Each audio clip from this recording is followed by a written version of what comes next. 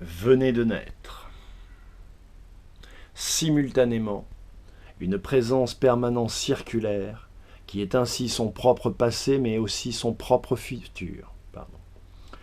Au sein de ce brouillard cosmique, dans l'obscurité la plus totale, l'une, l'inconscience, se différencia de l'autre polarité et transmuta en ondes invisibles. Le temps, ses vibrations, ses rythmes, ses couloirs et conduits cosmiques, les oreilles de l'univers, c'est l'une.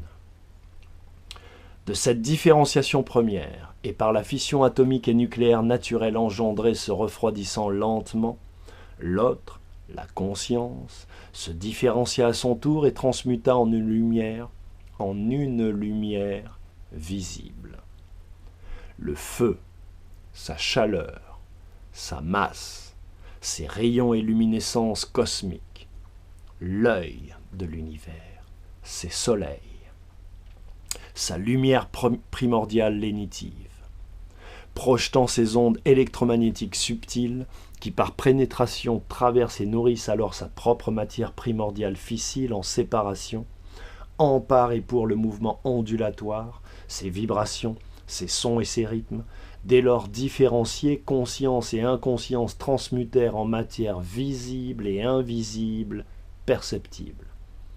En elle-même, par elle-même et pour elle-même, l'information, fruit des deux polarités primitives et ou sève androgyne cosmique, le cœur primordial de l'univers, les planètes.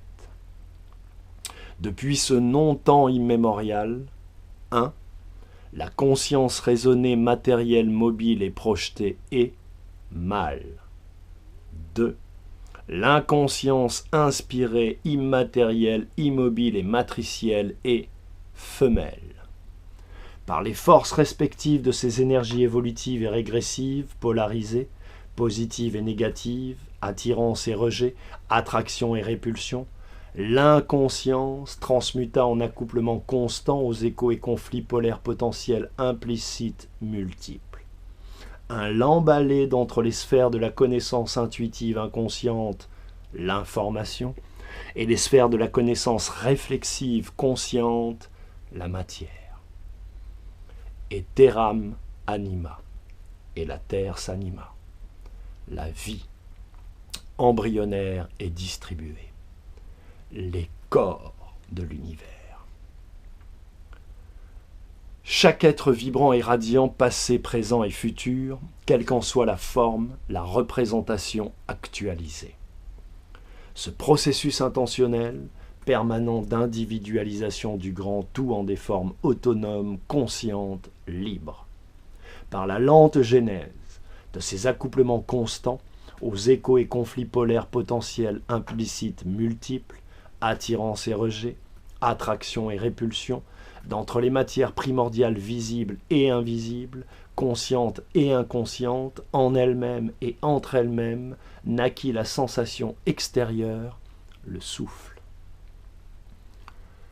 L'air, le toucher, ses émotions, la respiration incarnée, diastole et systole cosmiques, les lèvres tactiles de l'univers, le lien source visible.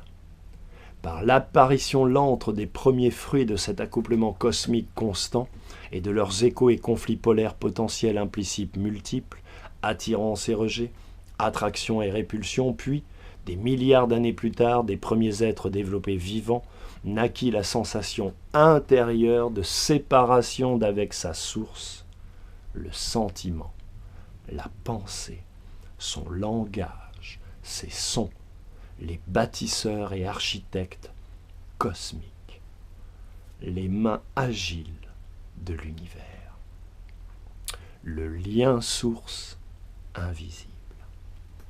On ne peut plus simultanément naquit l'expression de ce lien, l'intuition, incarnée par l'odorat, l'essence instinctive, consciente et reliée, sève de toute matière atomique naturelle, le nez de l'univers, et du nez, un dénef, proverbe arabe. C'est ce qui, ici et maintenant, relie toutes les fluides et toutes les essences du grand univers à leur source et entre elles. L'essence de toute chose. L'esprit, le cœur et ses gènes connaissants, l'âme-conscience incarnée, ce que nous nommons ici par simple mesure de commodité compréhensive, l'entre-tout-monde. Par la multiplicité des formes énergétiques, ces forces et polarités primitives et évolutives s'accouplant ou se détruisant mutuellement au sein de cette troisième dimension qu'est l'entre-tout-monde, et au-delà du sexe attribué, la vie petit à petit put ainsi s'entendre et se voir, se toucher et se goûter, se respirer et se penser, se réfléchir par elle-même. Inconscient et conscient se réunissant au sein de l'état de présent permanence. Chaque polarité étant le reflet opposé, puis l'image opposée, puis la forme énergétique opposée de notre perception évolutive et d'évolutive suspendue permanente, au travers de ce miroir vivant, fixe et silencieux qu'est l'invisible. Inconscient et conscient, féminin et masculin, négatif et positif, laid et beau, vide et plein, tous les opposés non contraires sont deux reflets perpétuels d'eux-mêmes se perpétuant en eux-mêmes, par eux-mêmes et pour eux-mêmes, par le jeu d'un miroir informatif exhaustif constant que la vie organique et lumineuse demeure pour elle-même, par elle-même et en elle-même, éternellement. Le degré du sensible, seul ce degré de vibration de l'âme connaissante préexistante, attribue le sexe et donc leur polarité organique aux êtres de lumière vibratiles que sont tous les grands singes modérés et immodérés de chacune des espèces évoluant sous ce ciel, et au-delà, avant leur intronisation cellulaire, leur renaissance. L'entre-tout-monde,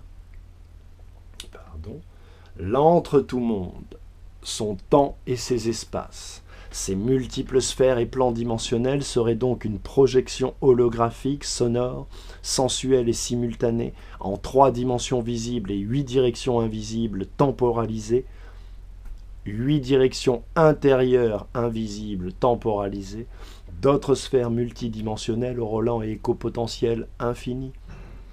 Ces formes énergétiques, organiques et inorganiques, toutes sont d'essence divine.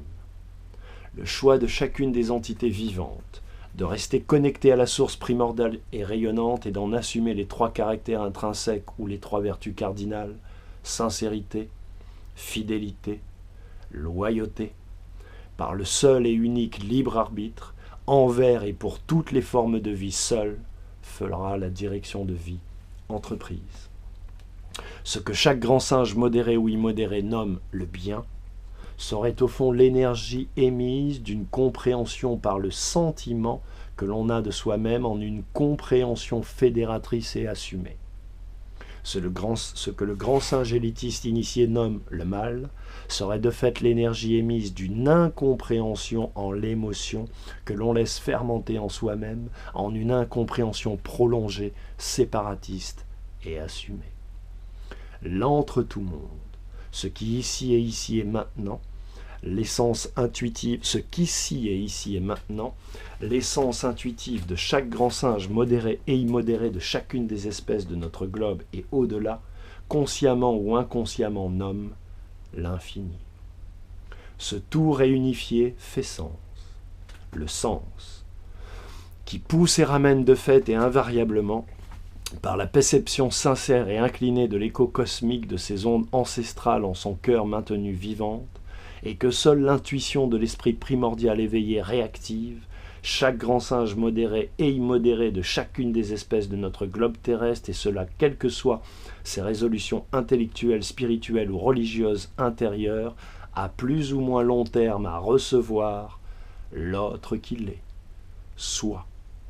C'est là le grand œuvre de l'unique, ou l'œuvre philosophale permanence du grand univers révélé. Blessed all.